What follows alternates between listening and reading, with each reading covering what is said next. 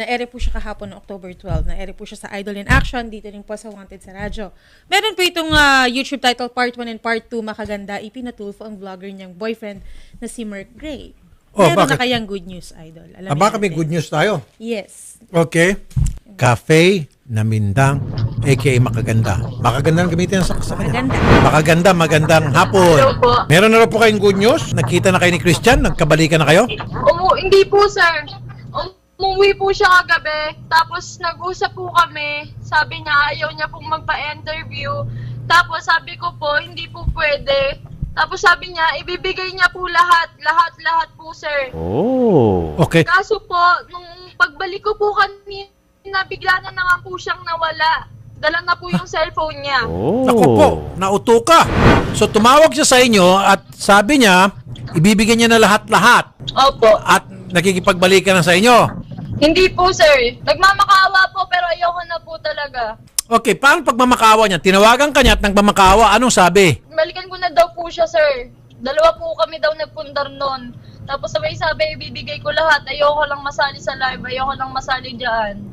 Ano ibig sabihin na ibibigay na niyang lahat? Lahat po ng naipundar po namin. Nandito po sa tropa yun kagabi. Tapos po, pagkapunta ko po, bigla po siyang wala. Wala na po, sir. Hindi ko na naman po siya nakita. Oh. Ganun na naman po ulit. Sorry, mama. Nilalaro ka lang nito. Hindi naman po ako pumayag, sir, na makipag-ano po sa kanya. Yun lang din po ang gusto ko. Makuha ko po yung para sa akin po. Pumayag naman po siya eh. Ba't di siya nakipagkita sa inyo? Kung pumayag na siya, pinapunta ka niya doon sa lugar niya, kung nasaan siya, tapos... Kinuha lang, sir, eh. Kinuha niya po yung cellphone niya eh. Wala na naman po siya ng parang bula po. Paano kanya na-contact? Eh kung yung cellphone niya pala hawak mo. Sa mga tropa po siguro niya, sir. Hindi ko rin po alam. Hindi nga, paano? Chinat ka niya? O may nagparating sa balita? Doon sa may bahay po. Tapos po, ayoko na po. Tapos pumilit siya. Nag-away po kami. Tapos sinabi niya po na ibibigay ko na lahat. Tapos umalis na po ako. Tapos pagbalik ko po, wala na naman po siya. Pumunta ho siya sa bahay niyo? Sa may bahay po ng tinitiran ko po ngayon. Okay. Tinutuluyan ko po. Pagdating doon, nangako na siya na Opo. okay na. Kasi ayaw niya po daw po mag-interview po eh. Kinuha niya po yung cellphone niya nang hindi ko po alam. Sa bagay, cellphone niya po yun, pero pwede mo sana i-hold yun para masiguro natutupad sa mausapan. Makuha yung cellphone sabay takas. Opo. Kasama sa script niya yon. Nautuin ka, sorry mama, pag nakuha yung cellphone, tatakasan ka. Na 1, 2, 3 ka na naman. Naku, grabe tong si Merc. Ma'am, pasensya na mama, pero hindi mapagkatiwalaan po itong lalaking to. Pag kumontak po siya sa inyo, ma'am, huwag niyong patulan. Opo. Yung cellphone lang niya po palang sadya nung pumunta sa bahay ninyo. Hindi ko po alam din po. Kasi ayoko na din po talaga na bumalik sa kanya eh. O di, pag pumunta po siya sa bahay ninyo, huwag niyo na pong patuloyin. Opo, hindi na po. Ano lang po yan, sir, nabigla din po kaming lahat. Nandun yung parents niyo po, ma'am? Hindi po yung parents po ng kaibigan ko. Doon po kasi ako sa kaibigan namin. Sa nakikita ko po, ma'am, talagang niluloko kayo nito, ma'am. Pinaglaruan lang kayo.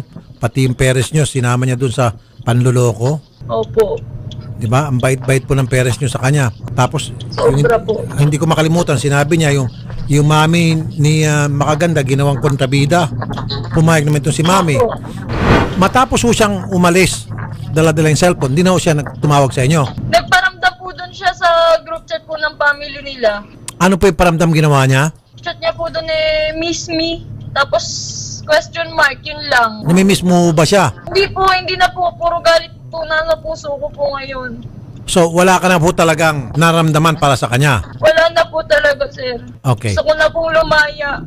Gusto mo sabihin sa kanya, ma'am, diretso para hindi ka na niya ututoy next time? Mapapanood niya po ito.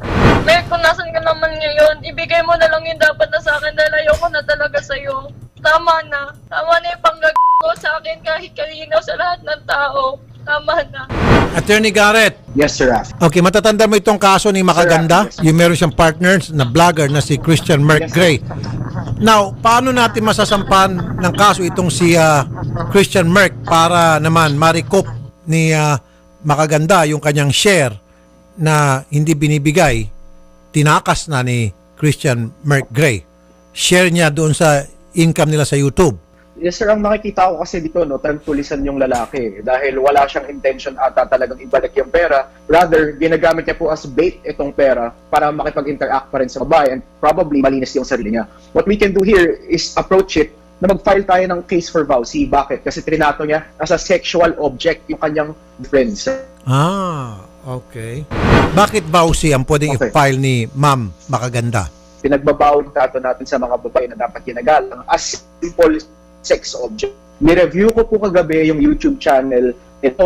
It appears na bastusan pinapagawa niyang sapilitan sa kanyang partner. Ma'am, okay, naintindihan ko na kung bakit po violence against women and children. Naalala ko na. Nasabi na natin ni Garrett a few days ago. Kaya po vowsy sapagkat pinapagawa niya po kayo ng mga bagay-bagay na labag sa inyong kalooban. And isa pa, yung mga pinapagawa sa inyo, mga malalaswa. At meron na po tayong mga ebidensya, yung mga videos po, mga naka-upload sa YouTube. So willing ko ba kayo magsampa ng kaso laban sa kanya, vowsy? Hindi po yung para makuha natin yung pera mo. Hindi po yung rota na gagamitin natin. Natatahakin natin. Ang rotang tatahakin natin is vowsy. Kapag pinalayan mo siya ng vowsy, most likely, pag malapit na lumabas yung warrant sa kanya, magkikipag-areglo din to sa iyo, bahala ka na mag-usap tungkol sa pera, sa atian. So, wag niyo pong iurong yung kaso hanggat hindi kayo nagkakareglohan. Opo, sir. So, vowsy, and then, siya po ay magkikipag-areglo sa inyo dahil, siyempre, sino ba naman gusto makulong? Para hindi siya makulong, magkipag-areglo. At kapag nagkipag-areglo, sa judge na po kayo makipag-areglo at doon, pag-usapan niyo po yung aregluhan. Opo, sir. So, next week, ma'am, tutulungan namin kayo makapagsampa ng kasong vowsy. Opo, sir. Ma'am, inututo niya kayo. Eto, ma'am, sabihin mo sa kanya, ma'am, ha? Merk, Dagol and Peryong is waving at you. Hindi niya kaya sabihin. Mahal pa rin niya. Sir, ano lang naman po, gusto ko lang po talaga makuha yung akin po. Ma'am, the only way na makuha mo ito kapag siya po, ma'am, ay sasampahan nyo ng kaso. Pero sa nakikita ko, kung ito, ma'am, may papakiusapan mo lang, inututo ka lang, ututuin ka lang nito. Minamanipula ka niya po, ma'am, pinaikot niyang ulo ninyo. Pasensya na, ha? Sasampa ko naman po yung kaso, sir. So, willing ka na magsampa ng kaso? Sasampa ko naman po talaga yung kaso, sir. Okay. Merk, kakasuhan kita. Pag hindi ka pa nagpakita, itutuloy ko talaga to. Ma'am, pati ako, ayoko madamay sa panguuto niya. Pag hindi ka pa nagpakita, magpapakita yun, ma'am, then lulukoyin ka na naman. Okay, kailangan mo magpakita. Itutuloy ko talaga, Merk. Tutuloy ko. Makukulong ka. Basta, sir, pakita man siya o hindi, itutuloy ko po talaga to. Dahil wala naman po siyang balak tinayusin eh. Kaya nga, ma'am, one more time. Sige, sabihin mo, Christian, Dagol and Peryong is waving at you, holding a pomade. I'm not gonna force you to do something that you don't want to do. Ma'am, sige, pag-isipan niyo po muna, ma'am. Kung talagang decided na kayo magsampa ng kaso, you come back to us, then we'll entertain you. For now, sa nakikita ko, mukhang mahal mo pa rin siya. O, pero usap tayo, wala nang oras. Ma'am, pinapaasa na lang ho kayo nun eh. Totoo po. Ba't ganun pa din, ma'am? Parang umaasa pa din po kayo hanggang ngayon. Hindi na po, ma'am. Ayoko na po talaga, ma'am. Kaso lang po talaga magpapakamatay po siya kagabi, ma'am. Sabi niya magpapakamatay ako. Talaga po, dinidi niya po yun, ma'am. Ayaw niya na lang po magpa-interview, tapos ibibigay niya po daw sa akin lahat, tapos mananahimik na daw po siya. Sinabi ko po, ilalapit ko po sa inyo dahil po hindi naman po agad niya mabibigay sa akin lahat. Alam ko po yun eh. Sabay pong nawala. Wala po nakakaalam. Umalis po. Biglaan po. Ma'am, dapat meron ka ng lesson na natutunan. Okay? Itayo mo ang bandera nating mga kababaihan. Dapat hindi tayo pinapaasa. Dapat minamahal tayo. Dapat nirirespeto tayo. Okay? Opo. Sobrang dami ko pong natutunan talaga. Tuloy po. Laban na. Okay. Para po sa pamilya ko. Bilang babae, ma'am, ano po bang natutunan nyo dito, ma'am? Pag mahal mo, huwag mo ibibigay lahat. Magtira ka sa sarili mo. Masaya po ako ngayon kasi ngayon ko po naramdaman yung kaya ko pala. Ngayon ko po nalaman kung gano'ng karaming tao nagmamahal po sa akin. Ma'am, may mensahe din po kayo sa mga netizens. Grabe, salamat po sa suporta. Salamat po sa pagmamahal. Salamat po sa pag-iintindi sa akin. Kahit alam ko kung may mali din ako noon dahil pumayag ako. Pasensya na po. Nagmahal lang po talaga ako. Ma'am, kay Sir Rafi. Maraming salamat po, sir. Totoo lang. Salamat po, sir, sa pag-intindi po sa amin ng pamilya ko, sir. Ayaw ko na po. Gusto ko na po lumaya.